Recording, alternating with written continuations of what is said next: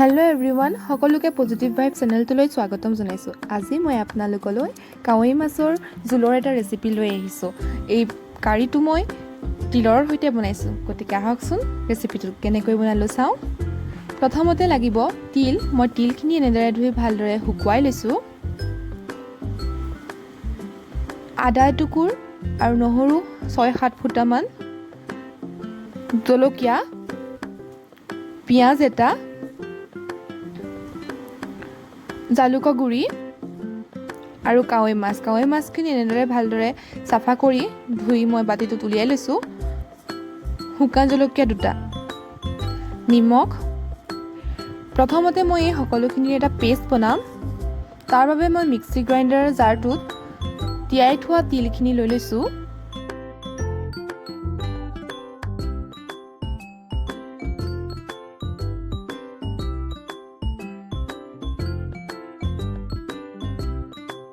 তাত মই আদা টুকুৰ আৰু নহৰু কেইফুটাও দি দিছোঁ।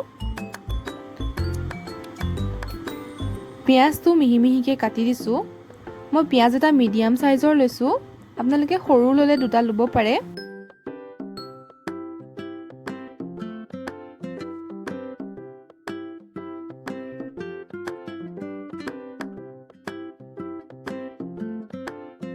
এনেদৰে গোটেইখিনি মই মিক্সি জাৰটোত ভৰাই লৈছোঁ। এইখিনি এতিয়া গুড়ি কৰিব লাগিব। অকণমান পানী দি মিক্সি জাৰটোত মই গুড়ি কৰি ল'লোঁ। এনেধৰণৰ তিলখিনি এটা পেষ্ট পোৱা যাব। মই পেষ্টখিনি বাতিটোত উলিয়াই লৈছোঁ।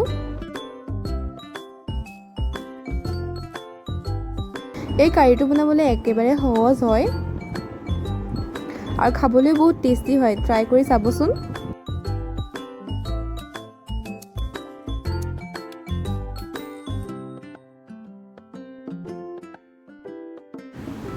এতিয়া মই কাৱৈ মাছকেইটা ভালদৰে ভাজি ল'ম। মাছ ভাজিবলৈ সকলোৱে জানেই। মই মাছকেইটা নিমখ হালধি দি এনেদৰে ভালদৰে মিহলি কৰি লৈছোঁ।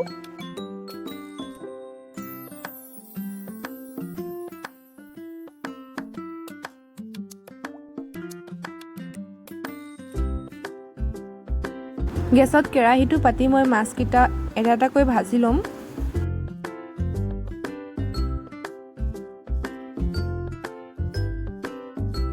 মই তেলখিনি অলপ সৰহকৈ দিছোঁ। মাছ ভাজিবলৈ তেল অলপ সৰহকৈ লাগে। পিছত থাকি গ'লেও সেইখিনি তেলতে আপোনালোকে তৰকাৰীখিনি বনাব পাৰিব। মই এইখিনি তেলেই তৰকাৰী বনাওঁতেও ব্যৱহাৰ কৰিম।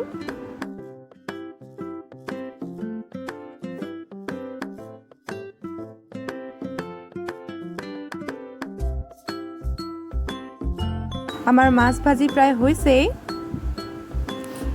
এইখিনি তেলতে মই শুকান জলকীয়া 2টা দি দিছোঁ।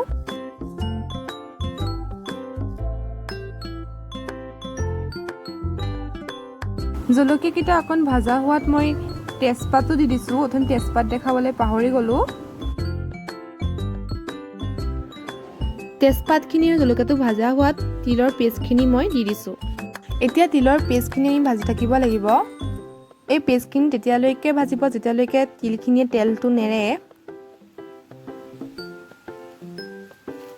এনেদৰে ভাজি থাকিলে দেখিব তিলখিনি লাহে লাহে তেলটো এৰিছে। যেতিয়া তিলখিনিয়ে তেলটো এৰিব তেতিয়া আমি পানী এড কৰিব লাগিব। মই পানীখিনি ঠাণ্ডা পানী ব্যৱহাৰ কৰা নাই। পানীখিনি অলপ কুহুমীয়া গৰম পানী ল'ব। মই প্ৰায় 1 কাপৰ সমান কুহুমীয়া গৰম পানী দি দিছোঁ আৰু এনেদৰে ভালদৰে তিলখিনি মিলাই দিছোঁ। যেতিয়া তৰকাৰীটোত উতল আহিবলৈ ল'ব তেতিয়া মই এনেদৰে এটা এটাকৈ মাছকেইটা দি দিছোঁ। মাছকেইটা দিয়াৰ পিছত তৰকাৰীটো ভালদৰে উতলিবলৈ দিব। এইটো মই আপোনালোকলৈ লৈ অহা কাৰী ৰেচিপি। ভিডিঅ'টো কেনেকুৱা পালে মোক কমেণ্টত জনাবচোন। লগতে আপোনালোকে মোৰ ভিডিঅ'টো চাই যদি ভাল পালে তেন্তে লাইক, শ্বেয়াৰ এণ্ড ছাবস্ক্ৰাইব কৰিব। ধন্যবাদ।